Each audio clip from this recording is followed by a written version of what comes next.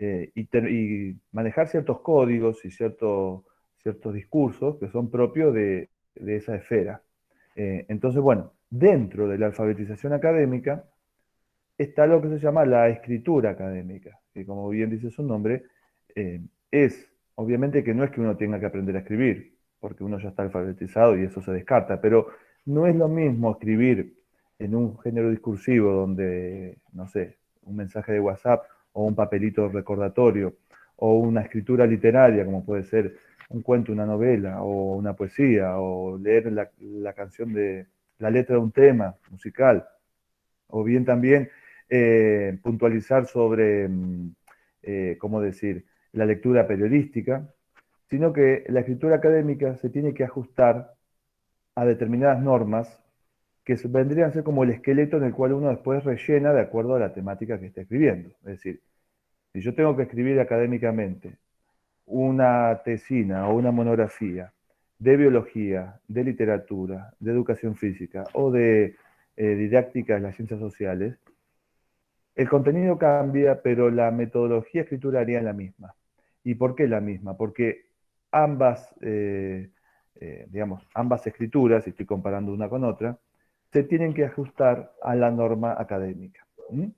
Entonces, esa es la primera aclaración porque nosotros vamos a ver ahora que hay cuestiones puntuales y uno puede decir, bueno, pero estamos apuntando a metiendo la lupa al fondo. Y bueno, porque vamos a tratar de tocar fondo. De ahí podemos tomarnos todas las licencias que queramos, pero la, la normativa establece, estoy pensando, ya adelantándome, pero establece hasta dónde va o un punto o un dos puntos en una referencia bibliográfica, por ejemplo. Y uno puede pensar, bueno, no me van a rechazar un trabajo escrito porque en vez de poner dos puntos puse un punto. Bueno, no es que no, eso no hace al trabajo en sí, no es que eso no es una cuestión cualitativa de si el trabajo está mal o está bien, pero académicamente no se estaría ajustando a la norma de acuerdo a la cual uno usa. Y por eso ahí dije norma, porque esta escritura académica tiene como modelos parámetros internacionales. ¿Vieron cuando uno utiliza algún dispositivo tecnológico o, no sé, alguna herramienta? Vieron que se suele leer certificación ISO 9004, ISO tal, esos parámetros de calidad. Bueno, en la escritura académica tenemos lo mismo, que son las normativas internacionales, que la más conocida son las normas APA. ¿M? Cuya escritura significa que es de la Asociación de Psiquiatría de, norteamericana, ¿eh? Association de Psicología, no Psiquiatría. Eh, American Psychology Association, bueno, algo así. Tengo el inglés de quinto año y hasta ahí quedé. Entonces, bueno, lo que digo es que estas normas APA establecen, no se le escapa nada en esas normas. Es decir, desde cómo hacer la carátula hasta cómo hacer el punto final de la bibliografía, de la referencia bibliográfica. Ahí establece todo. Entonces, a eso iba, que uno puede escribir desde cualquier tema, pero el ajuste de los parámetros de escritura va a ser igual para todos. Eh, Dije las normas APA porque son las más conocidas, pero como normas APA tenemos las normas latinas, la de Michigan, la de Vancouver, las normas vaticanas o latinas. Hay distintas normativas. Depende, ¿por qué? Porque se suelen aplicar a distintas ramas del conocimiento. Las ciencias sociales, las humanísticas y las psicológicas se suelen trabajar con las APA, pero después tenemos las ciencias duras que utilizan la Vancouver o la Michigan o las latinas. Pero bueno, esto es para que el día de mañana, si ustedes les llegaran a pedir un trabajo académico, ya sea una cátedra o tengan que presentar una exposición escrita en alguna revista académica y en uno de los requisitos vamos a suponer que ustedes leen la escritura o la monografía o el artículo científico tiene que regirse por la séptima edición de las APA. Bueno, entonces ya sabemos dónde nos tenemos que mover, porque si no respetamos esa normativa, seguramente se va vamos a tener la devolución del trabajo para ajustar. Reitero, eso no hace a la calidad del trabajo en contenido, sino que es la cuestión de la estructura, de todo lo que hace a lo normativo. ¿Eh? El trabajo puede estar excelente en lo que hace al desarrollo interno. ¿Se entiende? No está calificando el tema, el interior, el qué, sino acá lo que se ajusta es el cómo. Acá no califica qué escribo, sino cómo lo escribo. Bueno,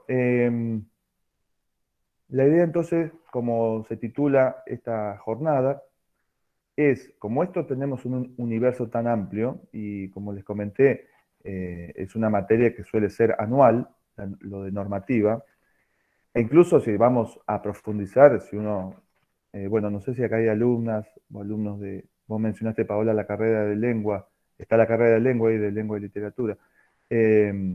Bueno, pero los estudiantes que estén cursando saben que suelen tener lengua española 1, lengua española 2. Bueno, en la UNR nosotros tuvimos lengua 1, 2 y 3. Si estamos hablando de 3 años de esta especialidad que no la podemos dar en un encuentro, obviamente. Entonces, como para ajustar, la exposición se divide en dos. Primero vamos a puntualizar sobre el párrafo, porque ese es un detalle muy importante cuando uno escribe académicamente. Cómo estructurar un párrafo, hasta dónde llega el párrafo, porque suele haber, eh, me pasa de corregir trabajo y es como una sumatoria de líneas y todos punto y aparte, y bueno, entonces esas cuestiones hace que uno no está estructurando bien el escrito, el trabajo. Entonces la idea es esto, puntualizar solamente sobre el párrafo, pero como hacemos el párrafo, dejamos atrás muchísimos aspectos, ¿eh? No digo que esto, ya de por sí desde el vamos, esta exposición está incompleta, eso quiero decir, pero vamos a puntualizar sobre el párrafo. Y después vamos a hacer algunas cuestiones prácticas, ver, no hacer, sino ver, visualizar algunas cuestiones prácticas de cómo hacer la carátula de una exposición y cómo hacer una cita y la referencia bibliográfica. Y con eso concluimos. Yo no, yo estoy habilitado para compartir pantalla, ¿no es cierto, Paula?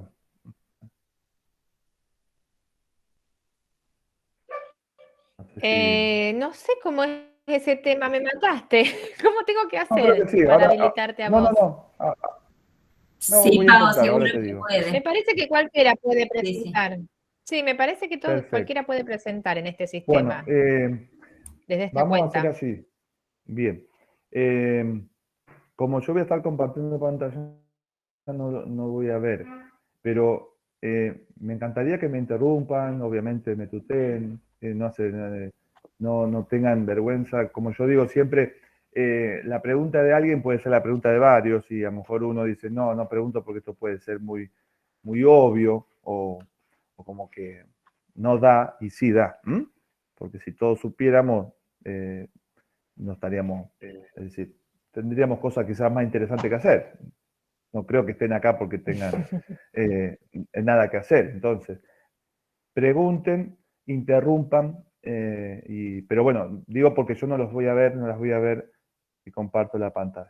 Yo voy administrando la manito. Cuando voy visualizando, voy haciendo la pausa para Claro, que puedan participar.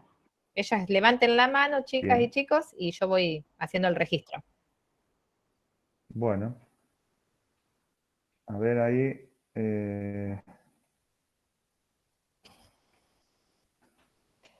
Me dirán cuándo se ve. Bueno,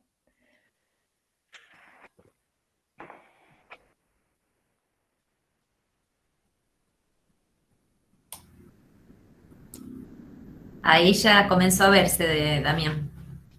Ah, bien, gracias. Bueno, buenas tardes entonces, ya que dice ahí, vamos a decir buenas tardes.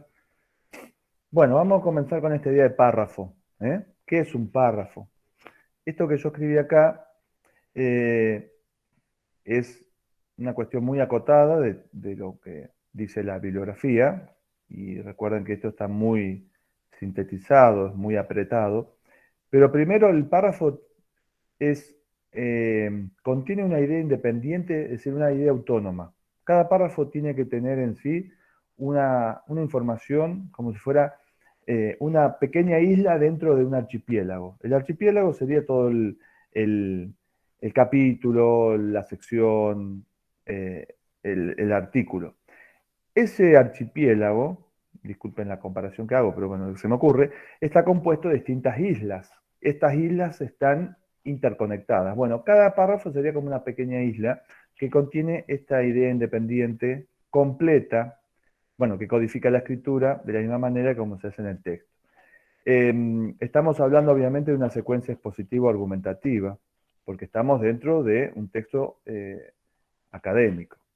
Esto que vamos a ver ahora no aplica para la literatura.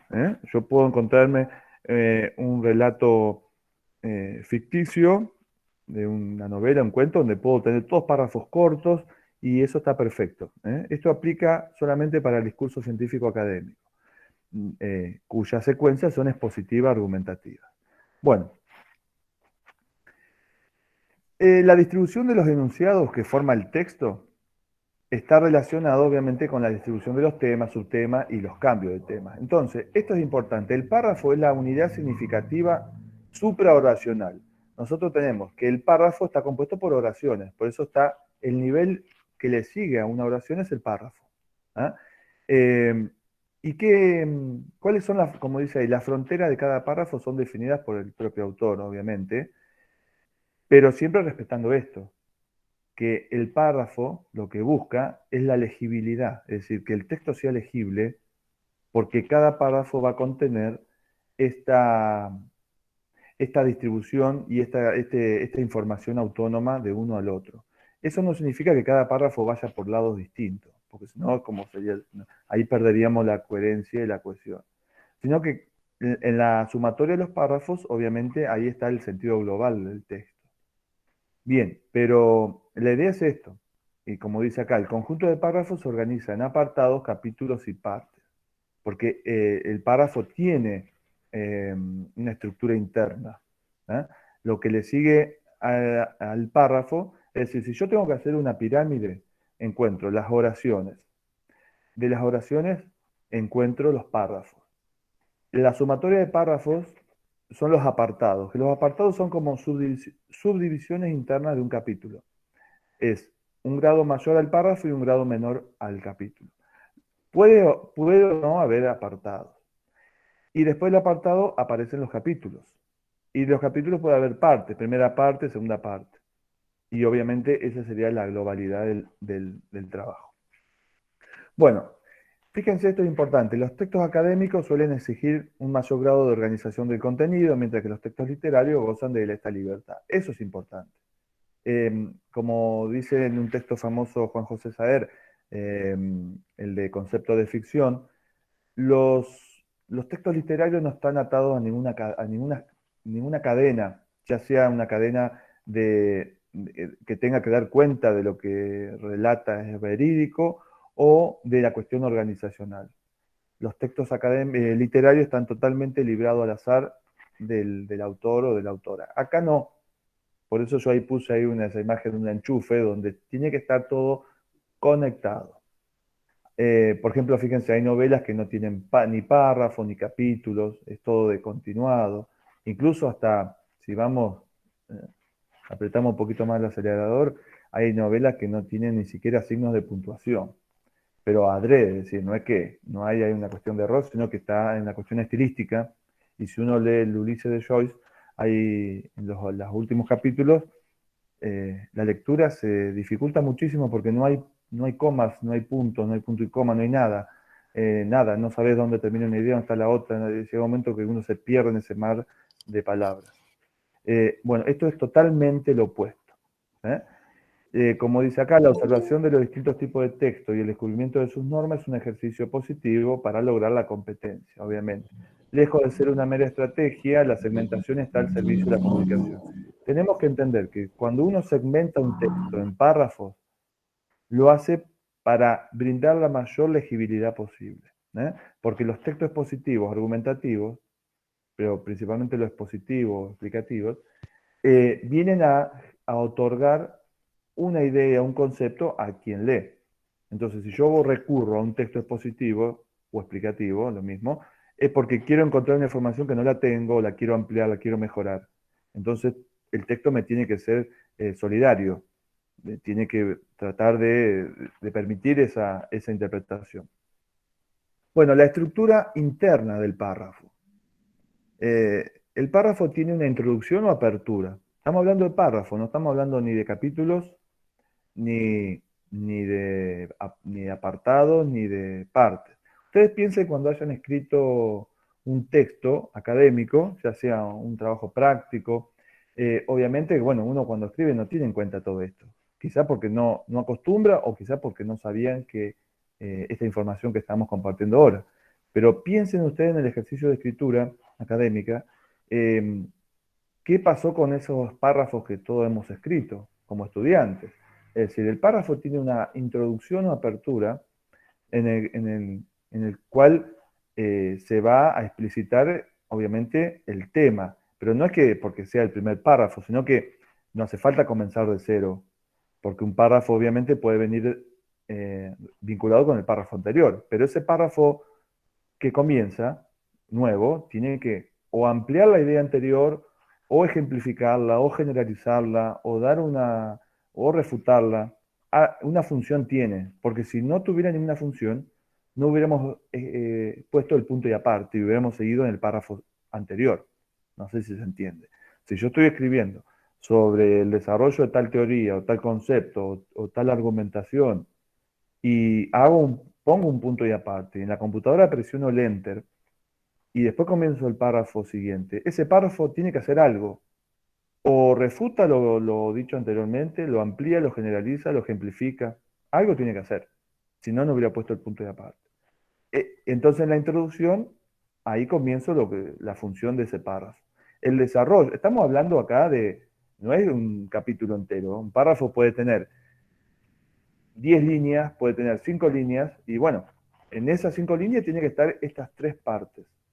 En la escritura académica no solemos decir renglones, son líneas, porque uno siempre suele decir en el renglón de abajo, bueno, pero en la línea, es decir, las primeras líneas introducen el desarrollo o esclarecimiento del párrafo, que es la parte más gruesa, puede ser la del medio, y la conclusión o desenlace, pero ojo, esa palabra desenlace, que ahí la puse, no es el desenlace que uno tradicionalmente cuando lee un cuento dice comienzo, nudo, desenlace. No termina nada. No es que acá tiene que terminar el texto. Es el desenlace de la introducción y del desarrollo del mismo párrafo. Estas son pequeñas partes del párrafo. No estamos hablando ni del desenlace del capítulo, ni del libro, ni del artículo, ni del trabajo. Es del párrafo. Obviamente el último párrafo sí cierra el texto, pero estamos hablando de un párrafo del medio, vamos a poner de la mitad de trabajo. Y como dice el otro, la conexión entre estas partes genera la lógica, obviamente. Bueno, la introducción o apertura, que es lo que le decía. Se inicia una idea del párrafo. La función es solamente introducirla o anunciarla y no explica nada. Acá estamos hablando de una oración, hasta el primer punto y seguido o primer punto y coma. Puede ser comparada, bueno, con el título, es el mismo, como si fuera un título, pero no es que tiene la jerarquía de un título, sino que es la primera línea o la primera frase. La extensión obviamente no tiene que ser cuantiosa, y es la apertura, por eso tiene que ser breve.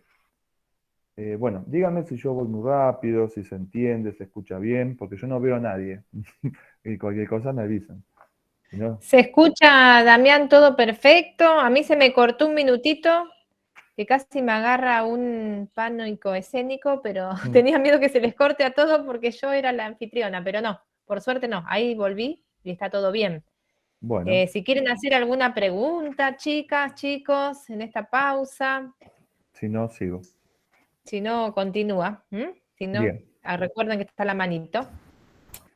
Bueno, después tenemos el desarrollo de esclarecimiento, que es la parte, es el corazón del párrafo, que es obviamente, viene como a expandir la introducción, no es que acá tiene que empezar algo nuevo, sino que la proyecta y la desarrolla, como dice su título, acá no hay mucho que decir, que puede ser ejemplificación, una descripción, una justificación, una refutación, una exposición, ¿de acuerdo? Bueno, de qué tipo de texto estemos, de acuerdo a la temática que se venga desarrollando, bueno, va a ser el esclarecimiento o la funcionalidad de ese párrafo.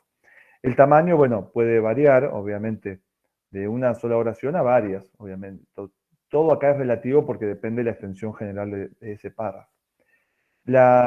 Este componente, digamos, tiene la cantidad de información significativa, y obviamente contrasta con lo breve de la introducción. Si acá está la cuestión semántica, acá es donde está el significado propio del párrafo. Pero la idea es que no aparezca ninguna sorpresa, no es que en la introducción uno puede comenzar, no sé, se me ocurre en este momento, tal como se comentó en las líneas anteriores, nuestra idea es profundizar el concepto de la biología molecular. Punto y seguido. Ahí yo hice la apertura del párrafo. Después del punto seguido no puedo decir, no sé, en los últimos años el microscopio eléctrico o electrónico, porque ya me estoy metiendo en otra cosa. Si en la introducción no dije que íbamos a hablar del microscopio electrónico. Tengo que seguir con la biología molecular, qué sé yo. Entonces digo, disculpen el ejemplo que no es de mi área, pero digo como para decir cualquier cosa, pero para que salte a la vista, que ahí me metí con otro tema. El párrafo tiene que ser bien cerrado, en este caso. Tiene que introducir, desarrollar y cerrar un tema puntual. Y bueno, por eso no tiene que añadir ninguna información. Hago un paréntesis. Yo no suelo leer textual lo que está acá, por eso se lo dejo a ustedes, porque si yo hago la lectura es como que me suena más cansador. Yo trato de ponerme en el lugar de ustedes y a veces yo paso una diapositiva y encuentro mucho texto y digo, uy, esto. Entonces, mientras ustedes leen, si les interesa, lo que está escrito, yo trato de explicarlo con mis palabras o dar ejemplos.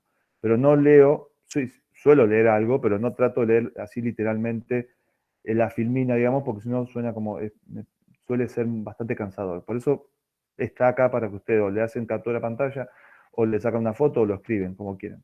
Pero por eso no leo textualmente cada diapositiva. Bueno, acá hay un ejemplo hasta esta primera parte. Fíjense.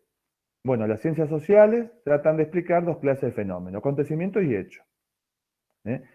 La elección de nuestro presidente es un acontecimiento. La nueva composición del electorado, con sólida presencia de migrantes y jóvenes estudiantes, ha afectado los resultados que tradicionalmente se daban en estos comicios. Fíjense, la introducción me refiere que se van a tratar dos clases de fenómenos, acontecimientos y hechos. En el desarrollo o el esclarecimiento, ahí me expande cuál es un acontecimiento, que es la elección de un presidente. Por eso está esto de esclarecimiento. Me aclara que es un acontecimiento. Y en la conclusión o desenlace, obviamente es el cierre. No hay mucho que exponer acá, porque lo que viene a hacer, ojo, quiero resaltar esto, es la conclusión o desenlace del párrafo, no es la conclusión ni del tema, ni del artículo, ni del trabajo. Cierra el párrafo. Recuerden lo que dije al comienzo. Cada párrafo lo vemos como una pequeña isla dentro de un archipiélago. Bueno, se cierra esta isla nada más y ahí se conecta con la siguiente. Bueno, entonces ahora fíjense, del mismo ejemplo, ahora lo expandí con la conclusión. Habíamos dicho que la introducción me establece dos fenómenos, acontecimientos y hechos. En el desarrollo ya me muestra puntualmente cuál es un acontecimiento, que es la elección de nuestro presidente. Después dice, ha afectado los resultados que tradicionalmente se daban para estos comicios. Este acontecimiento demuestra que la sociedad se ha complejizado con una heterogeneidad étnica. Bueno, entonces, ¿qué hace la conclusión? Fíjense que de los dos fenómenos que plantea la introducción, el desarrollo y la conclusión toma uno, que es el de los acontecimientos. y hace un desarrollo del acontecimiento, pero los hechos no. Después, en otro párrafo puede seguir, o en un punto seguido, pero bueno, generalmente acá aplicaría un punto y aparte, puede retomar el de los hechos. Pero esto es un ejemplo, no es que, solamente como para marcar, fíjense que de las tres partes, la introducción es la más corta, ocupa 2 líneas. El desarrollo es el que ocupa más líneas y la conclusión el intermedio. Bueno, fíjense la extensión. Se aconseja oraciones breves en un párrafo. Recuerden, párrafo académico, de escritura académica. Porque la extensión, bueno, suele producir efectos no esperados. Ya sea el primero es la pérdida de orientación de donde va el tema. Y fíjense, esta extensión produce lo que se llaman los vicios. Fíjense, los vicios es el blablismo. El blablismo es un término propio de la corrección que obviamente viene de bla, el bla, bla, bla. Es decir mucho y no decir nada. ¿Vieron cuando usted suele pasar un texto que leen y dice, ¿a dónde quiere llegar? No, pero no es porque yo no entienda, es que el texto no la tiene clara. Porque toca un tema, me ejemplifica con otro. Bueno, eso es un blablismo. Una persona es blablista cuando te habla bien, cuando en la coloquialidad uno dice, y cuando habla mucho, o se suele decir, o no dice nada cierto, o te quiere engañar, o te quiere hacer perder, lo que fuera. El blablismo es eso, tirar muchas palabras, muchas frases, y en concreto no sacar nada. Entonces tenés rodeos innecesarios, dar vueltas, exceso de formulismo, tira fórmulas, conceptos, y no hay ejemplos, no hay una conclusión. Es redundante. El celo explicativo tiene que ver con el exceso de formulismo, es decir, quiere explicar todo. Entonces, vamos a suponer que, no sé, invento, la meseta patagónica, en la meseta patagónica podemos encontrar determinada fauna. Y ahí tengo que decir, la fauna es el conjunto de animales. Entonces tengo que definir lo que es una fauna. Y también determinada flora. 2 puntos. La flora es el conjunto de vegetación. Entonces, cada concepto que doy, lo voy a explicar. Y no es el objetivo, ni del párrafo ni del trabajo. Ese es el celo explicativo. Cuando uno quiere explicar todo, y se te va por las ramas. Y el cotorreo es eso, es irse por la rama. Y se llama así, no es porque lo puse yo. El cotorreo es esto. Recuerden que estamos todos dentro del blablismo.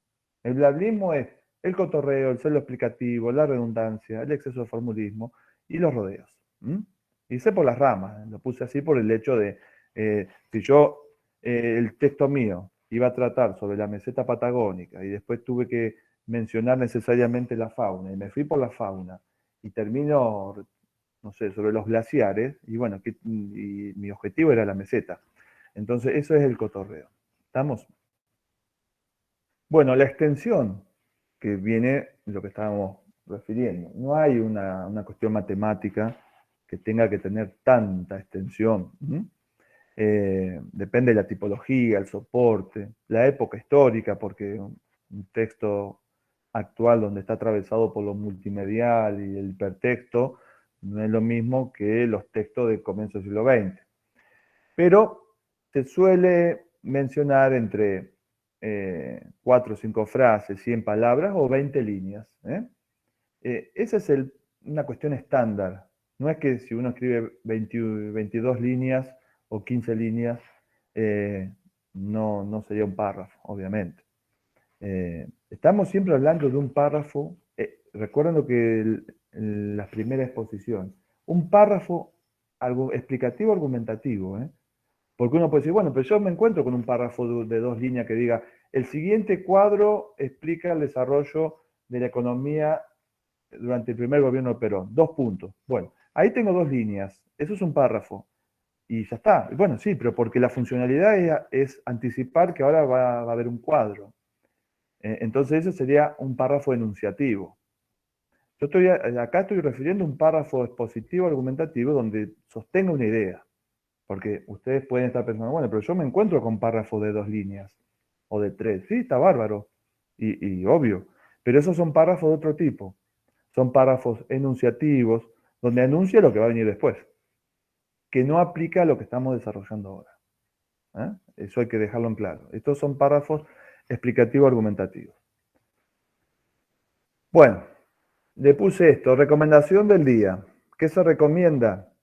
Que cada página tenga entre 3 y 8 párrafos. Cada página. Estamos hablando de una página formato A4 o tamaño carta. Para un texto expositivo argumentativo, reitero. Entre 3, fíjense que tenemos un parámetro bastante libre. Entre 3 a 8 me puedo mover tranquilamente. Pero, ¿qué pasa? Si yo pongo hasta 8 porque si uno hace una página de 11 o 13 párrafos, pasan a ser párrafo-frase. Y sería todos párrafo-frases. Y no, eso no estaría bien. Y si una página tuviera 2 párrafos únicamente, o hasta, bueno, 3 también, estaríamos hablando de un párrafo lata. Y tampoco sería muy aconsejable, digamos, el párrafo lata. Que bueno, ahora vamos a ver. Bueno, ¿cómo se distingue los criterios de distinción entre los párrafos? Criterio de autoridad, bueno, tonal, funcional, significativo y estilístico. Criterio de autoridad es, obviamente, cuando el párrafo sostiene tanto la cita de autoridad, es decir, de una cita textual que constituye un párrafo, que eso lo vamos a ver ahora en la parte última. El criterio tonal, que lo dejo para el último. El criterio funcional, que tiene también vinculación con el tonal. El significativo, es decir, porque es el que yo decía, el de la isla. Es decir, es significativo ¿por qué? Porque comienza, desarrolla y cierra la idea o este sentido global. Y el criterio estilístico tiene vinculación con el estilo que uno quiera darle a su trabajo, en el cual dice, bueno, yo voy a tratar de evitar los párrafos lata o los párrafos frase. Entonces, tiene que ver también con la cuestión visual. Si yo considero una página, a ver cómo queda a la vista. Hay varias teóricas, grandes mujeres teóricas que han proyectado y han estudiado la cuestión del párrafo, entre esas Ofelia Covacci y Alicia Zorrilla, que es la actual presidenta de la Academia Argentina de Letras, sostienen que un párrafo se distingue por el criterio tonal, que es el que dejé para lo último. ¿Cuál es el criterio tonal? Bueno, quiero aclarar que acá los chicos están saliendo de la secundaria y lo primero que hace es agarran las motos, por eso se escuchan ruido de moto. Criterio tonal. El criterio tonal es, yo leo en voz alta un párrafo y tiene que, como yo decía, tiene que sonar lindo. Tiene que sonar en voz alta que, obviamente que no pasa todo por el sonido, pero que me tiene que dar esa idea, esa introducción, ese desarrollo y ese cierre, pero obviamente que yo lo percibo a nivel de entendimiento, pero el tono de la lectura en voz alta tiene que estar bien escrito. Tiene que estar los puntos donde corresponde, las comas donde corresponde. Entonces eso me hace que la lectura en voz alta es un buen criterio. Y eso también aconsejo cuando uno quiere saber cómo está el trabajo, léanlo en voz alta porque tiene que sonar bien. Y cuando digo bien, es que ustedes mismos entiendan, o bien se lo pueden leer entre ustedes, pero la lectura en voz alta es un criterio muy importante para considerar cómo está escrito mi texto. Porque si fueran todos párrafos, frases, mi lectura sería muy cortada, porque serían pequeños párrafos y salto a un punto y aparte, otro punto y aparte. Y si yo sé leer bien y respeto los criterios, el punto y aparte es una pausa extensa, porque tengo que cambiar el aire, levantar la vista y retomar la lectura. Entonces es la pausa más grande en la lectura de voz alta. Entonces, si yo voy a estar leyendo y no me doy cuenta, pero cuando leo en voz alta veo que mi lectura no es fluida porque va entrecortada, entonces ahí hay un problema de párrafo. Y al revés, si yo tengo un texto, una página, donde hay un párrafo lata, donde toda la página es un solo párrafo, o a lo sumo dos, va a llegar un momento que si yo leo bien, y cuando leo bien, es decir, respeto los signos de puntuación, me voy a quedar sin aire. Porque cuando no voy a ver la hora que llegue un punto, o por lo menos un punto de aparte, donde yo pueda hacer el cambio de aire, levantar la vista y continuar.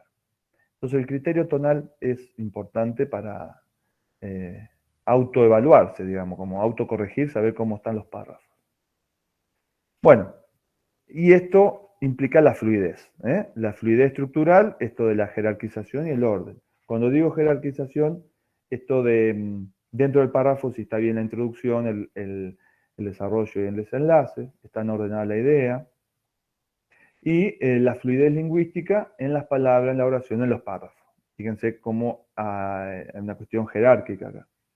Es decir, primero las palabras adecuadas, esas palabras conforman las oraciones y los párrafos. Bueno, acá está lo de la relación de vecindad entre los párrafos.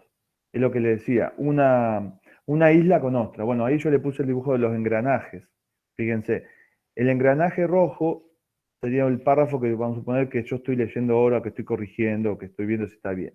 Pero no está suelto porque hay un párrafo anterior y un párrafo siguiente.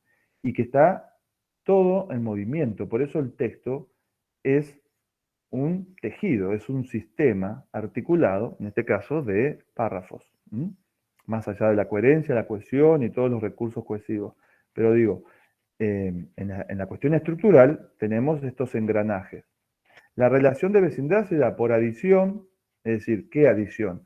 Un párrafo suma a lo que se lee en el párrafo anterior. Entonces, hay una adición, hay una sumatoria. Puede haber contraste, negación u oposición, es lo que yo decía esto de la refutación, si es un texto argumentativo y quiero oponer dos ideas, bueno, voy a contrastar, a negar, refutar, oponer. Si es un texto explicativo, bueno, ahí yo le puse algunas de los recursos explicativos, la explicación, la ejemplificación, la profundización o generalización, la reformulación. Recuerden que la reformulación es decir lo mismo con otras palabras. Generalmente esa se suele dejar para lo último. En un texto explicativo o expositivo, la reformulación es como el cierre. ¿Vieron cuando la reformulación suele comenzar ese párrafo como de la siguiente manera? Cuando uno lee dice, en otras palabras, o retomando la idea inicial, esos nexos que son comienzo de párrafo, ahí me da la pauta que está reformulando. Y la combinación de todo lo anterior. Bueno, fíjense acá la estructura de párrafos. Los párrafos, lo que está en celeste, digamos, sería el párrafo, sería lo que estaría escrito. El párrafo ordinario, que se llama así, ordinario no porque ordinario de vulgar, ordinario de común, del más habitual. Empieza con la sangría, que sería, no sé si ven el cursor, sería acá. Estas dos entradas son sangría. Y fíjense que la última línea, bueno, suele ser corta o larga, y es la forma de utilizar manuscrito y examen escrito. La sangría tradicional se escribe, punto y aparte, y acá hay otra sangría. En sí, acá estaríamos con dos párrafos. Pero acá lo que importa es la estructura esta, más allá de la cantidad de líneas, que es la que tiene la tradicional sangría en la primera línea. Me anticipo, esta sangría es de media pulgada, lo que establece la norma APA. 1,27 la sangría esta. Bueno, tenemos el párrafo, el alemán o el moderno alemán. Fíjense que es el párrafo que no tiene sangría. Es como que está invertido. Obviamente la última línea va a ser corta porque tiene que dejar un blanco de separación. Esto es necesario porque si acá estuviera escrito, yo no distingo cuándo comienza un párrafo y cuándo el otro. ¿Está? Entonces, en el párrafo alemán la última línea, el punto final, el punto y aparte, no tiene que llegar al margen derecho, tiene que cortar antes. Y el párrafo francés, que este no se suele, este saben dónde lo vamos a ver. Fíjense que acá yo puse, bueno, en diccionarios, índices, bibliografía. Acá, lo importante es esto. En diccionario, ¿por qué? Bueno, porque es lo que cuando uno busca una palabra, acá estaría la palabra, vamos a suponer. Acá dice, no sé, etimología. Y acá está la definición de etimología. Y acá mantiene la sangría, porque deja para distinguir cuál es la entrada, es decir, el término que se está definiendo. Pero también lo vemos en la bibliografía, que es lo que vamos a ver, que en sí son las referencias bibliográficas, donde acá, siempre respetando las normas APA, acá estaría el apellido del autor y después acá, bueno, la inicial, el nombre de pila, el año, el nombre del título del libro. Pero vamos a suponer que es un libro de un título extenso, entonces yo tengo que bajar a la siguiente línea. La siguiente línea tiene que comenzar en esta sangría. No puede comenzar debajo del apellido del autor que estoy escribiendo, que estoy detallando el libro. Por eso esto, como dice acá, no se usa en texto ordinario. Nunca vamos a ver esto. Esto solamente, el párrafo francés es para principalmente diccionarios o referencias bibliográficas. Bueno, acá quiero compartir algunos libros que son claves en esto, ¿no? Porque es lo que obviamente yo me basé para estudiar y para también armar este material. No es que esto no sale ni de una inspiración, ni cae del cielo, sino que para quien le interese, este libro es de cabecera, por eso incluso escaneé ahí la tapa. Los libros de Casani son todos interesantes. Es un escritor, un doctor en lingüística, en semiótica de la Universidad Pompeu Fabra, en Barcelona, en Cataluña, y español. Incluso él a veces suele escribir por eso acá dice, primera edición española, porque también suele escribir en catalán. Y bueno, él es un especialista en esto de escritura académica, tiene varios libros, uno mejor que el otro. Pero La cocina y la escritura es uno de los más consultados. Fíjense que aparece en el año 95, pero ha tenido, fíjense, 20 ediciones, porque ya vamos en el 2011 estaba la 20ª. Entonces es impresionante. Bueno, acá encontramos esto, fíjense. A ver, vamos a hacer, así los escucho un poco ustedes. ¿Con qué formato nos quedamos de párrafos? ¿Cuál sería el más idóneo? ¿O cuál les resulta más fácil de leer así a simple vista? El B. El B dicen por ahí. No sé, ¿alguien más quiere opinar? O que tenga... Si alguien levantó la mano, recién no sé si fue quien contestó. Yo era también para decir el B. Ah, el B. Anastasia, sí, gracias. ¿Alguien opina distinto? El B dice Ulises también, Damián, por el chat. Bueno, fíjense, claro, el correcto es el B, porque en el A, esto es lo que yo le decía del párrafo lata. Fíjense una página como la A, donde si yo tuviera que leer todo lo negro, imagínense que tendría que estar todo escrito, ya un poco me asusta la vista, porque es como un desafío, porque imagínense que acá no estamos leyendo ni Harry Potter, ni Borges, ni Cortázar, estamos leyendo texto académico, expositivo, argumentativo, donde requiere sino que requiere bastante concentración, requiere una articulación de saberes previos, de interpretación, de reformulación de lo que estoy leyendo, de una toma de apuntes, de un resumen. Y bueno, cuando yo me encuentro con un párrafo, una página como es como que ya la vista es un desafío, porque digo, por una cuestión de, digo, cuánta información tiene que haber se condensa y bueno, ¿no? Entonces, como que ya no entra un poco predispuesto a que no va a entender o que es confuso. El párrafo, la página D, que fíjense que tiene 3 párrafos, que uno puede decir, bueno, estaba dentro de lo que se estipulaba, claro, pero fíjense que no son equitativos, porque el último párrafo es como que ahí se quiso decir mucho condensado.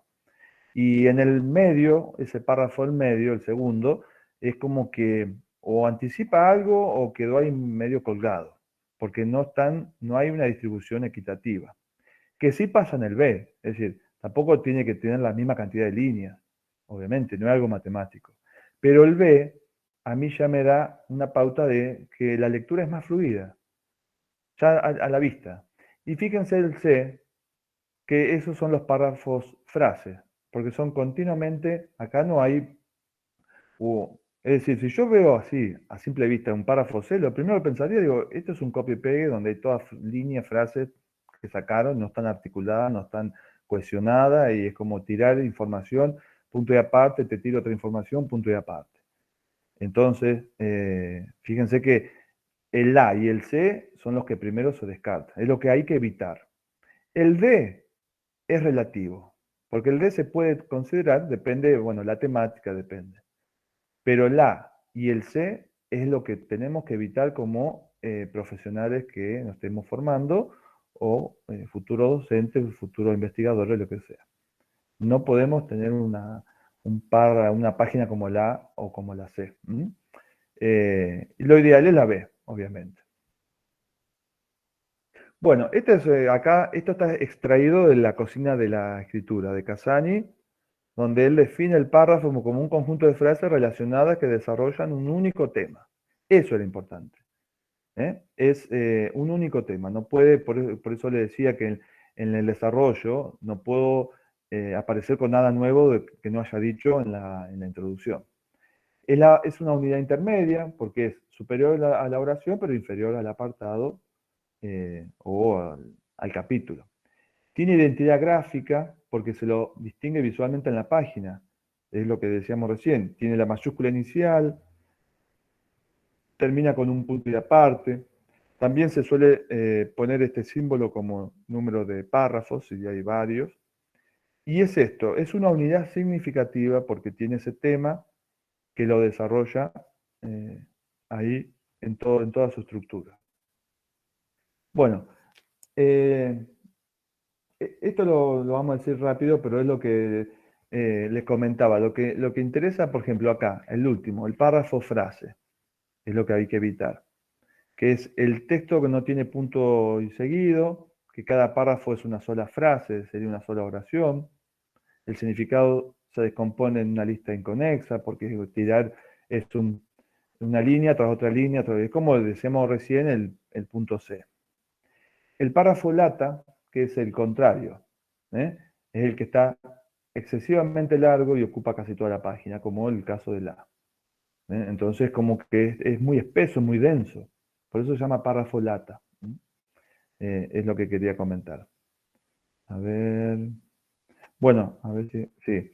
Este es el otro libro de Casani, que también les pongo acá la portada, Afilar el lapicero, que es una guía. Este libro está bueno también porque no es, quizás es más práctico que el otro, que el de la cocina de la escritura, en el sentido que acá hay una guía de unos tips o cuestiones bien puntuales de la escritura. No entra tanto en el desarrollo teórico de definiciones, sino que dice así posta como cuestiones de escritura concreta.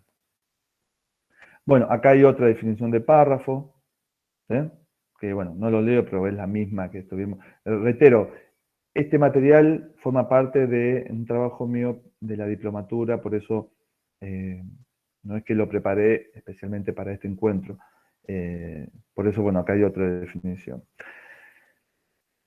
Bueno, esto es lo que son distintos criterios de extensión, pero en el ámbito periodístico. Fíjense que, por ejemplo, El País de España toma 100 palabras como máximo para un párrafo, La Vanguardia 4 o 5 oraciones, la agencia Reuters hasta 30 palabras, el Fran Express 5 o 6 líneas. Lo que quiero mostrar acá es que no hay un criterio único de cuánto tiene que ocupar un párrafo. Bueno, este también es un libro muy interesante que forma parte de mi biblioteca, digamos, y lo comparto porque si alguna vez, si lo pueden, creo que se puede descargar en PDF o si lo pueden adquirir o si lo llegaran a consultar, es muy bueno este material. Actualmente no es muy accesible económicamente porque es una editorial española y la editorial Ariel no se caracteriza por ser barata, digamos. Yo lo compré hace mucho, pero es un diccionario donde están todos los términos, digo para el que le llegara a interesar, ¿no? Bueno, acá no refiere sobre párrafo, sino lo llama parágrafo, que es otra forma de mencionar un párrafo. Digo por si alguna vez leen parágrafo, para lo que nos convoca es lo mismo, es como un sinónimo de párrafo. Bueno, fíjense acá estos memes que le puse, a ver qué les parece.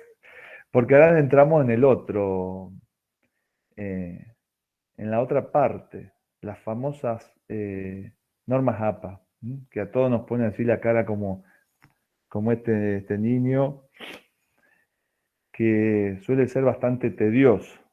Fíjense.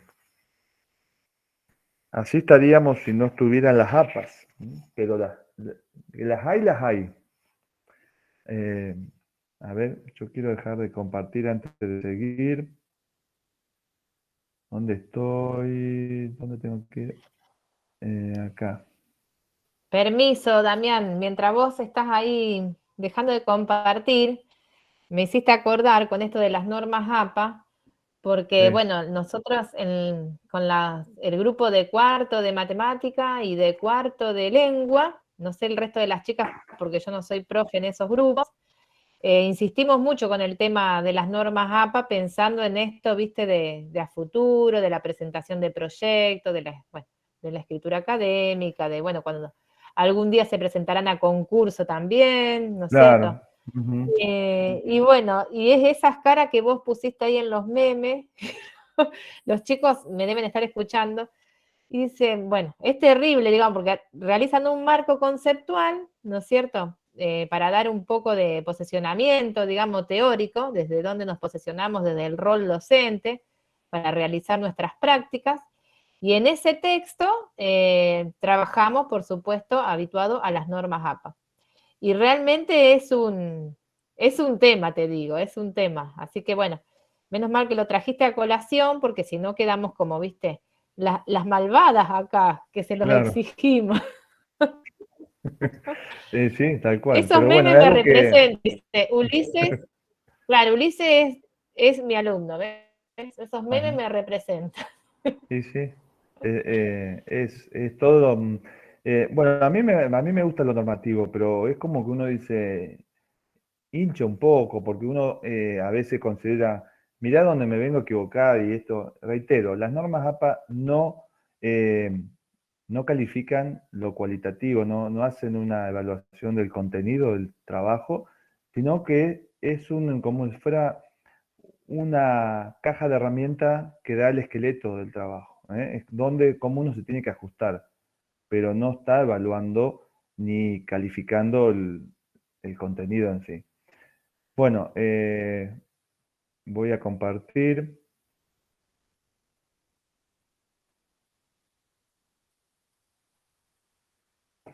A ver, no, la puse del principio. A ver si me fue. Eh, Vamos a llegar.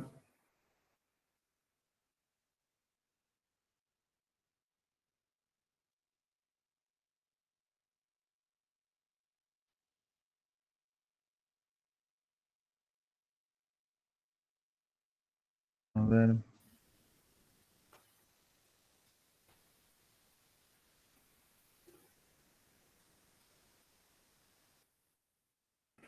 Bueno, a ver, acá voy a poner ocultar. ¿Se ve? Sí, sí, se ve muy bien. Bien. Bueno, este es un formato, el formato, digamos, tradicional que establece la APA de séptima edición para la carátula o portada de un trabajo académico. Yo tomé como modelo el profesorado de Villa Constitución, que es donde tengo horas, que bueno, dicho sea de paso, tengo que tomar un parcial ahora a las 8:20. Y entonces lo tomé como modelo, pero fíjense, la página de la izquierda son los cuadrantes básicos para la presentación del trabajo. En el primer cuadrante de arriba tenemos a nivel jerárquico la institución, la carrera, la cátedra y el curso. El curso donde se ubica esa cátedra, no el año académico. Y en la derecha está el ejemplo de cómo rellenamos con estos datos. En el Instituto Superior de Profesorado número 3, Eduardo Laferriere, el traductorado, bueno, literario técnico científico en inglés, estilística, tercer año. El título del trabajo, y acá hay un dato importante. Los títulos de trabajo en una escritura monográfica son títulos enunciativos o descriptivos, no de fantasía. No es el título como de una novela o un cuento, sino tienen que ser títulos enunciativos o descriptivos. Como que me den una puerta de entrada a lo que me voy a encontrar en el texto. Y otro dato que les quiero marcar es que acá, por ejemplo, yo puse la traición en crónica de una muerte anunciada de Gabriel García Márquez. Acá ya estoy utilizando un criterio de normas APA cuando establece que los nombres del libro van en cursiva. Eso es un dato importante. Los nombres del libro no van ni en color, ni subrayado, ni entrecomillado, van en cursiva. Por eso fíjense, la traición, que sería el tema que voy a trabajar, y ahí pongo el libro. Crónica de una muerte anunciada. Otro dato importante, los títulos no llevan punto ni coma, nada.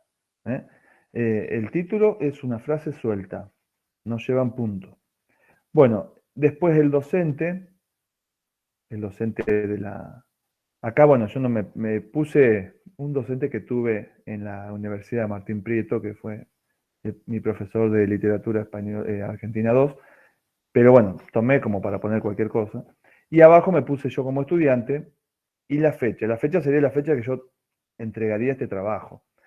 Generalmente se puede poner el mes, porque a lo mejor no tenés una fecha concreta. Si la tenés, bien, pero si no, si vos tenés que presentar un trabajo de investigación y tenés un margen o no sabés cuándo va a salir publicado, bueno, se suele poner por lo menos una referencia, pero no la fecha justa. Bueno, pero eso no viene al caso. Este es el otro modelo. Yo prefiero el anterior, pero también este es válido. Fíjense que los datos son los mismos, pero tiene distinta distribución. El título del trabajo al comienzo, como primera jerarquía, el estudiante, que está solo acá, en este caso estaría yo, después va el docente y la cátedra, y debajo los datos institucionales. Pero fíjense acá que cambia, primero la carrera y después la institución. La ciudad, donde se ubica la institución, bueno, acá sería Villa Constitución, y la fecha. Es decir, fíjense que acá está como cambiado la jerarquía. Yo suelo pedir la otra carátula, pero bueno, y la suelo usar también. Es decir, esta. Me parece que me gusta más, pero bueno, están las dos válidas. Bueno, vamos a los títulos.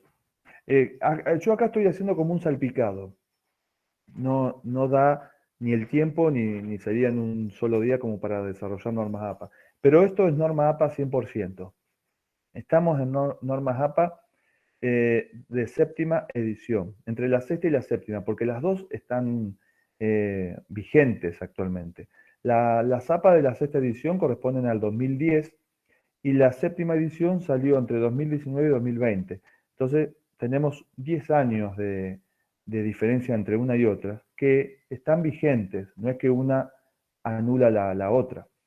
Quizá de acá a 10 años salga la octava edición, no sé.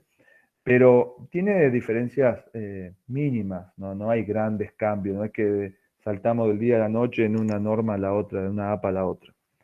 Pero bueno, yo traté de hacer un compilado de lo más práctico. Cuando nosotros escribimos un texto académico, utilizando, bueno, guiándonos por norma APA, y tenemos títulos, Esto es el criterio fundamental. La norma APA reconoce hasta 5 niveles de títulos, 5 jerarquías. En el primer nivel, como lo dice acá, que sería el título principal, fíjense que, ¿cuál es el criterio? Obviamente, no hay punto, no hay subrayado, no hay color, no hay tamaño de fuente más grande. Lo que sí hay es que cada palabra funcional va en mayúscula inicial. Fíjense, mercado y financiero van los dos con mayúscula. El artículo el, este determinante el, está con mayúscula porque es inicial. Pero si estuviera en el medio o acá si estuviera un D, como acá por ejemplo en el nivel 2, las palabras relacionales acá como D no van con mayúscula. Pero sí, por ejemplo, todo lo que sería sustantivos, adjetivos, o si tuviera algún verbo, esa van con mayúscula inicial. Por eso acá el cuadrante dice, centrado, negrita, cada palabra iniciando en mayúscula. Texto inicia nuevo párrafo. ¿Qué significa eso? Que después del título va un enter.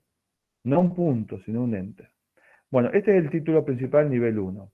Comienzo acá el párrafo. Fíjense que tiene la sangría de media pulgada. Y acá tengo, vamos a suponer, un subtítulo, que sería el nivel 2. Es exactamente que el nivel 1, la única diferencia es que está alineado a la izquierda. Es lo único que diferencia del nivel 1. Si no, es exactamente el mismo. Ahora, vamos a suponer que dentro de los mercados financieros, como acá dice tipos, bueno, yo me voy a encontrar con una subdivisión, que sería un subtítulo. Bueno, sería el nivel 3.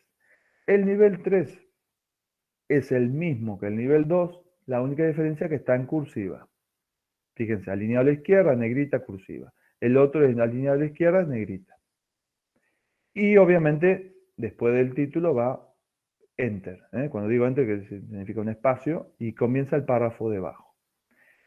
Reitero, el 2 es igual al 1, cambia la alineación a la izquierda. El 3 es igual al 2, cambia en cursiva.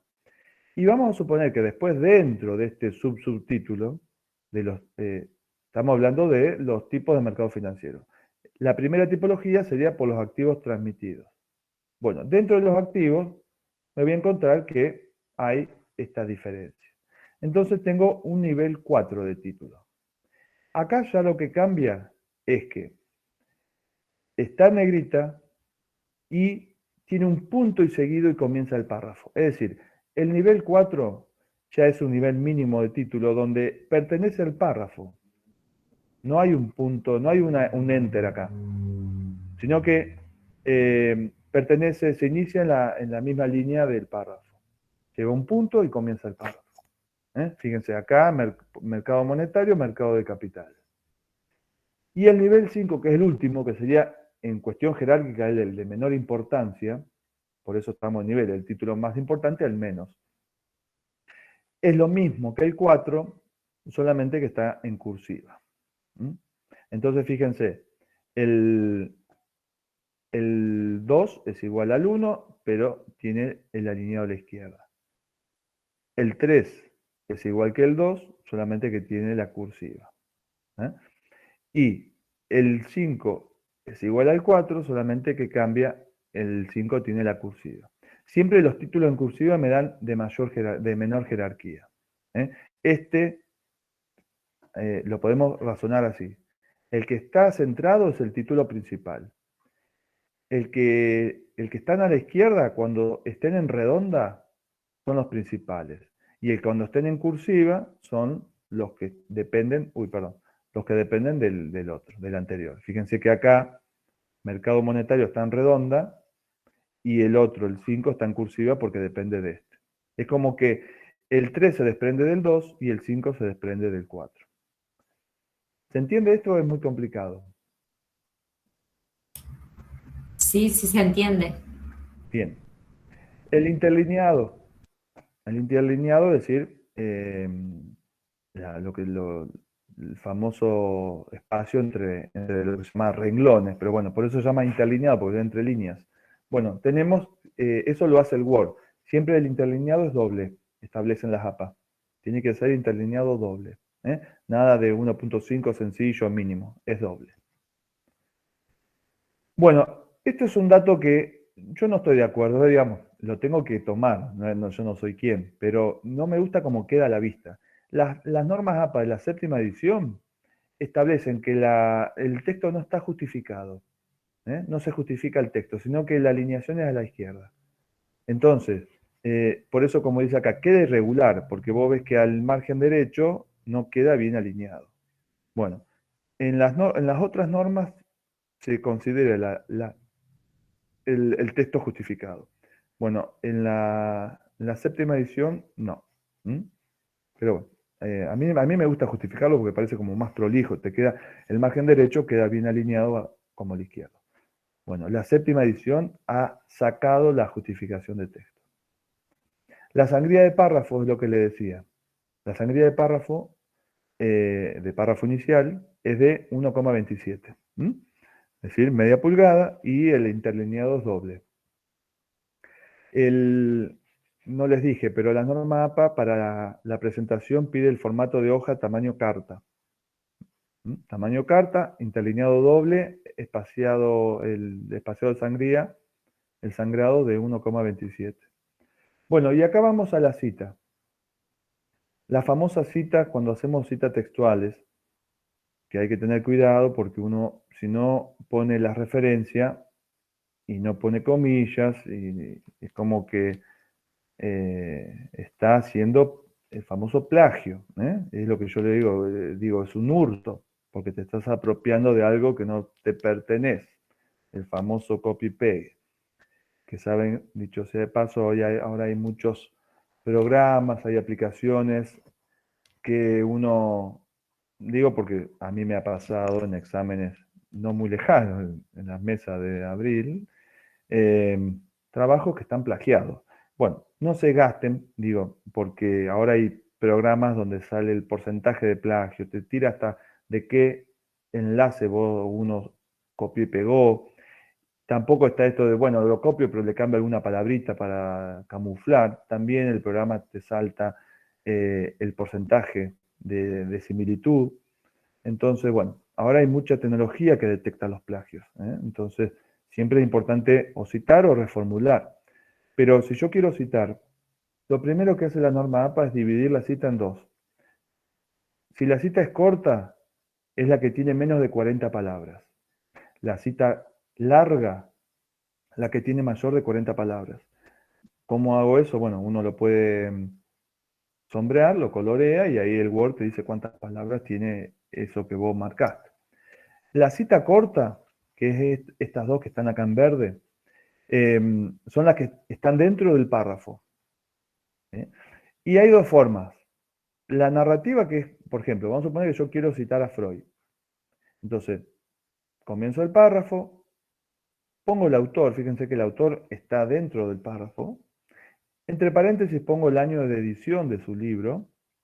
Y acá, ojo acá, porque suele a veces, quizás hasta que uno tome la mano, cuesta, los verbos que usamos para introducir citas.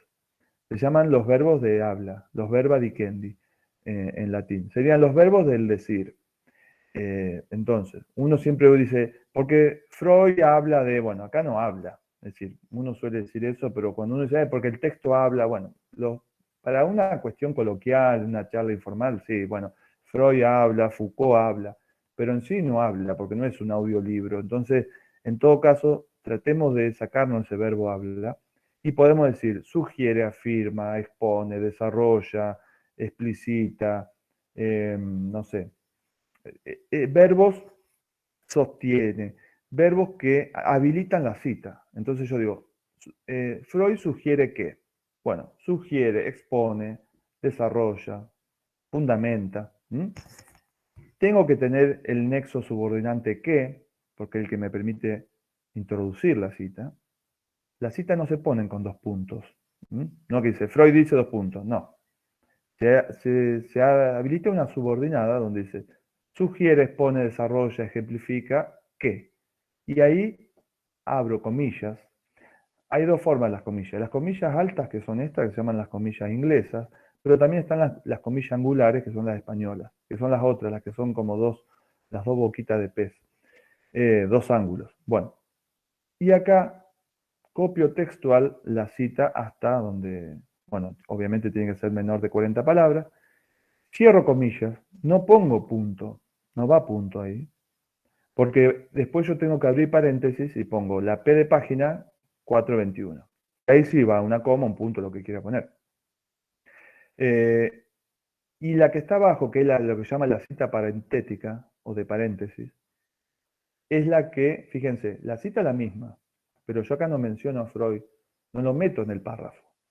También existen conclusiones donde se afirma que, fíjense que acá dice afirma, se afirma que ahí abro comillas, pongo la cita, y ahí termina el párrafo, no va a punto, pero abro paréntesis y pongo Freud, coma, 1915, coma P, 421, cierro paréntesis, punto. Estos son los 3 datos que sí o sí tienen que estar en cualquier cita. Autor, año, página. Recuerden esa fórmula. Autor, año, página. Pero tengo 2 formas. O lo hago narrativo, de esta forma arriba, o abajo, como está. Esta es la que más se suele ver, la parentética. Se llama parentética porque los datos están dentro de un paréntesis al final. Bueno, y esta es la cita larga, la que yo le decía. Vamos, ¿qué pasa si yo quiero citar un texto donde tengo más de 40 palabras? ¿Se puede? Sí, se puede. Pero fíjense cómo es el esquema. Otros autores han afirmado lo siguiente. Acá sí puedo poner 2 puntos, porque me habilita el comienzo de un párrafo aparte. La cita mayor a 40 palabras siempre conforma un párrafo aparte. No puede estar dentro del párrafo, porque es mayor a 40 palabras. Fíjense, la cita tiene que tener un sangrado total de toda la cita de media pulgada, 1,27 el sangrado. Ahora, ¿qué pasa si esa cita se compone de otro párrafo? El segundo párrafo, que sería este, la primera línea va a tener otro sangrado extra de otro 1,27 centímetros más. Por eso tiene esta pequeña entrada, cuando comienza acá 2 cosas. Si la cita fuera de un solo párrafo, termina en pedazos y se terminó. Ahora, si tiene otro párrafo aparte, yo tengo que respetar, entonces hago otro párrafo, pero acá tiene esta entrada.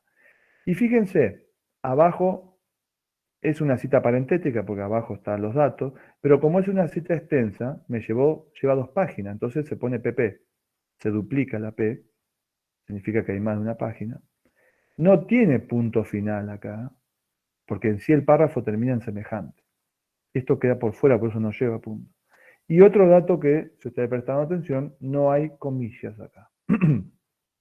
La cita de mayor de 40 palabras no lleva comillas. Fíjense que no se cita con cursiva, ni con color, nada. Este tiene un sombreado verde, pero es para distinguir, pero no es que lo tengan que sombrear. Pero acá no hay cursiva, no hay comillas, nada, porque ya se distingue solo por el sangrado y porque forma un párrafo aparte. Entonces ya sé que este texto no me pertenece a mí como autor, digo, pertenece a Freud. Bueno, si no hay preguntas acá en la cuestión de las citas, pasamos a lo último, que es cómo se escribe una referencia bibliográfica. Quiero hacer una aclaración. No es lo mismo bibliografía que referencia bibliográfica. ¿Cuál es la diferencia? La referencia bibliográfica, yo tengo que citar a todos los libros, capítulos, páginas que yo haya citado en mi texto. Es decir, si yo transcribí una cita de Freud, tiene que estar en la referencia bibliográfica. Si cité a Daniel Casani, cuando digo cité porque transcribí alguna frase de él, algún párrafo, de forma así dentro del texto, de mi texto, lo pongo en la cita, en la referencia bibliográfica. Ahora, ¿qué pasa? Vamos a suponer que yo leí 5 libros para hacer mi tesina, para hacer mi trabajo monográfico, mi artículo científico, el trabajo práctico, lo que fuera. Bueno, si yo leí 5 libros, 5 apuntes, pero después me doy cuenta que en mi trabajo cité a 3 autores. De esos 5 autores yo cito a 3. Porque los otros 2 yo los leí, los resumí, todo lo que queramos, pero no me fueron útiles, no me vinieron al caso, no los cité, pero sí los leí. sí los consulté. Entonces, en la referencia bibliográfica se ponen únicamente los que yo cité, los que tienen alguna cita en mi texto, donde en mi texto haya cita de esos autores.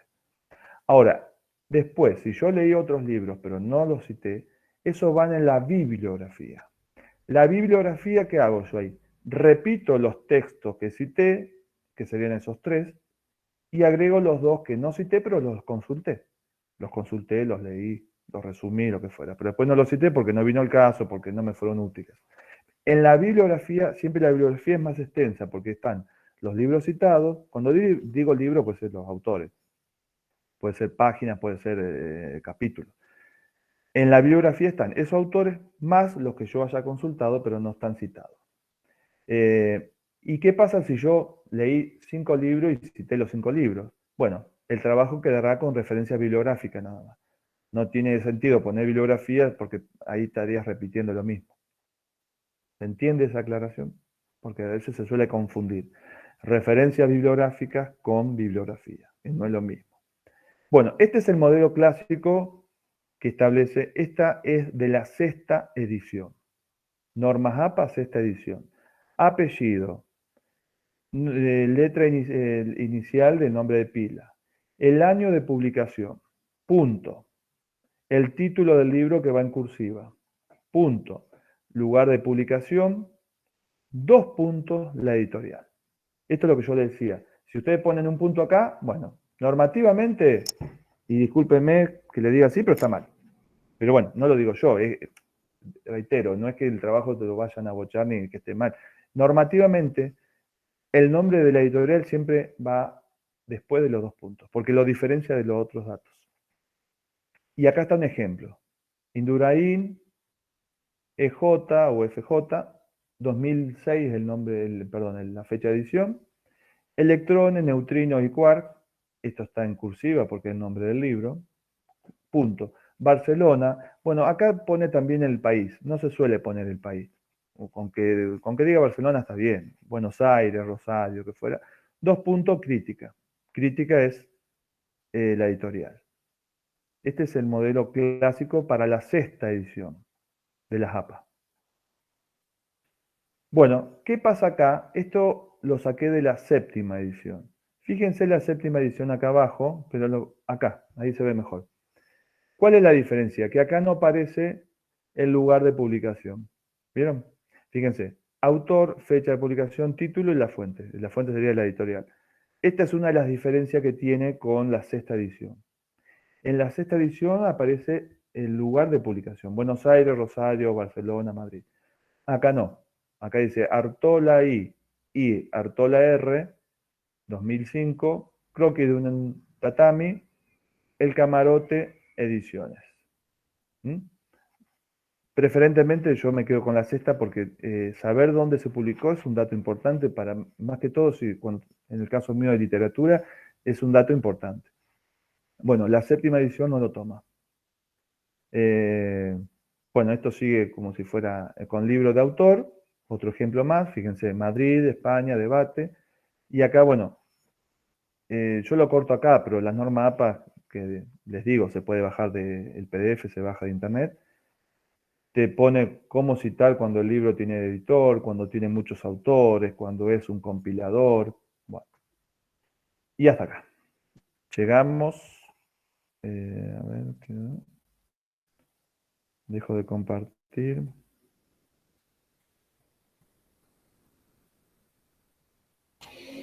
A ver si se... Ahí está. Ahí estamos. Bueno. Disculpen, Perfecto. no sé si se entendió. El manejo del tiempo, Damián. Estás muy afilado con la planificación. Y bueno, que uno trata siempre de... Estas instancias sirven también para uno ponerse a prueba. Y siempre estoy con los dedos cruzados porque digo, yo dejo de compartir y espero no encontrarme con 4 o 5. Pero bueno, se mantuvo 39, qué bárbaro. Así que... Sí, muy bien. Porque, sí, digo, sí, viste, sí, como sí. yo no veo nada, Yo digo, bueno, también. dejo de compartir y digo, vamos a ver con cuánto, pero bueno, se ha mantenido. No No, se ha escuché ningún mantenido. ronquido, no escuché nada, porque si hubiera escuchado un ronquido algo sería terrible, pero bueno, no. Eh, Esto, más allá de que sea Bueno, una yo no cuestión sé si... ¿eh?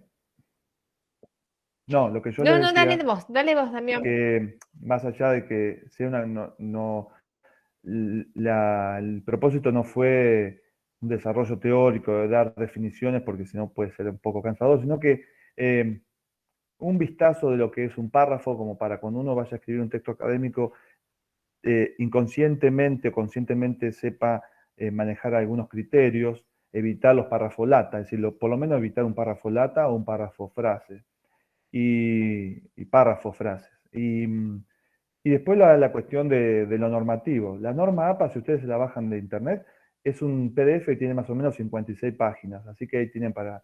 pero está toda la información. Ahí está todo, cómo citar un podcast, cómo citar un video de YouTube, cómo citar una película, una serie de televisión, cómo citar una revista.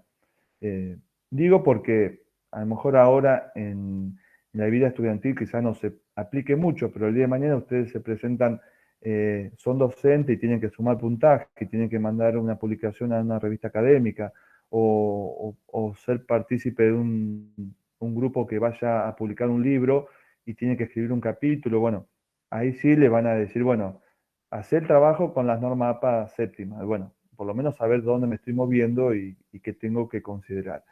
No es que esto le vaya a traumar el fin de semana ni nada, no le va a sacar el sueño ni nada, pero por lo menos saber que existen y que están ahí y que en algún momento hay que tomar el desafío. Así que bueno, esa era la idea.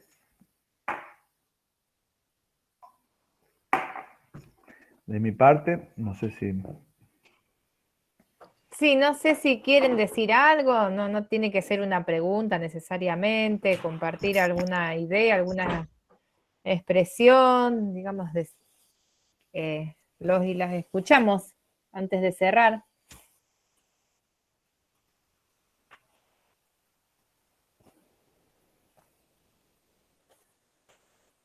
No, yo quería comentar como que la próxima vez se dé esto casi al principio de año, entonces nos sirve más la escritura porque me pasó, me costó bastante el hecho de escribir, digamos, un texto académico. Sí, yo te escuché entrecortado, pero ¿quién habló? ¿Anastasia? Sí, yo también escuché Ujú. entrecortado. Ajá. Pero sí, quizás no sé en qué año estás vos, pero esto no es privativo de la vida estudiantil, ¿eh? Las normas APA, las normas APA, si uno se desenvuelve tanto como docente o como investigador, investigadora o como formador o formadora de futuros docentes, es continuo. Por eso se van renovando, van cambiando y, y bueno, están ahí. Pero no es algo que uno se recibe y se olvide de las normas APA, al contrario. No, a lo que yo me refiero es que por ahí está bueno que alguien, digamos, con experiencia y con la trayectoria que vos tenés, por ahí de estas conferencias así para, o a lo mejor no en cuarto año, sino en niveles más bajos, como para tener más ideas, bueno, y Claro, después que invitar a investigar y a seguir, obvio que la carrera docente no es que se termina acá y no agarras ningún libro más. Al contrario, esto es una puerta de entrada y después el camino es muchísimo más largo. sí, tal cual. Ujú. María Florencia también había levantado la mano. Sí, yo, pero era más que una duda existencial. ¿Por qué se utilizan las normas APA, que son las que más usamos siempre, que vos dijiste que eran de una asociación de psicología? ¿Y por qué cambian tanto, digamos? Porque yo creo que en realidad los memes, eso lo que más da bronca, digamos, es decir, bueno, Ahora cambió y es otra forma, y es por ahí lo más desalentador cuando uno tiene que redactar algo, decir, bueno, ¿a cuál me ajusto? Yo la verdad que lo del justificado no lo sabía, y yo ahí concuerdo con vos, digamos, queda mucho más lindo justificado que sin justificar. Sí. Pero no, era esa duda, digamos, ¿en qué se basan o por qué se usa esa y no se usan otras? Claro. Bueno, en el comienzo surgieron y estaban como más distribuidas de acuerdo al área de conocimiento. Las ciencias duras, las ingenierías, tomaban otros modelos como la Vancouver o la Michigan, y las humanidades, la psicología, la historia, tomaban normas APA o normas latinas. Surgen porque en sí su origen es para un uso interno de la Asociación Americana de Psicología. Como estaban tan bien estructuradas, es como que comenzaron a adoptarlas a otras áreas del saber y eso se internacionalizó. Y hoy en día es un criterio que se toma internacionalmente. Los cambios, por ejemplo, de la APA de la sexta a la séptima, no hay grandes diferencias. Son cuestiones muy puntuales de, como decía, de un 2 puntos o punto, o hay otras que en vez de poner la P antes del número de páginas se pone 2 puntos, es decir, Freud 1915, 2 puntos, 130. Se hubiera puesto 2 puntos y ahora se pone la P de página. Sí hay cambios cuando te vas, por ejemplo, a las normas latinas, que las normas latinas utiliza, por ejemplo, en la referencia bibliográfica, el nombre completo del autor, no las iniciales del nombre de pila. Entonces, si se llama, no sé, José Gómez, no va a estar Gómez J, sino va a estar Gómez, José. Y la fecha de publicación está a lo último, no está pegado al nombre, como están las APA.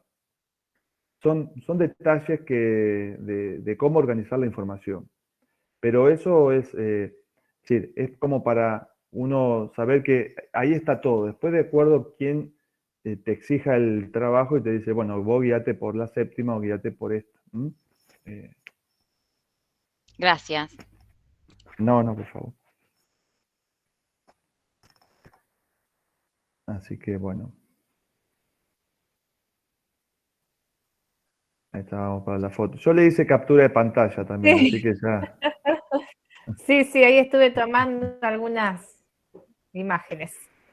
Bueno, si te parece, Damián, chicas, las profes, también tenemos profes acá en la reunión, que no dije al inicio, que nos están acompañando de distintas carreras y bueno, de distintos espacios curriculares también. Qué bien.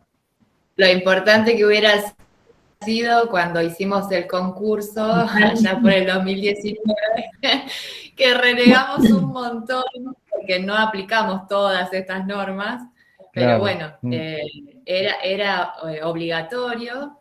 Creo que fueron las normas de 2017 las que nos obligaron a utilizar, no recuerdo. Sí. Y bueno, yo que soy del área de la economía y la administración, no de lengua, obviamente, doblemente fue complicado hacer esos escritos, pero bueno, se logró.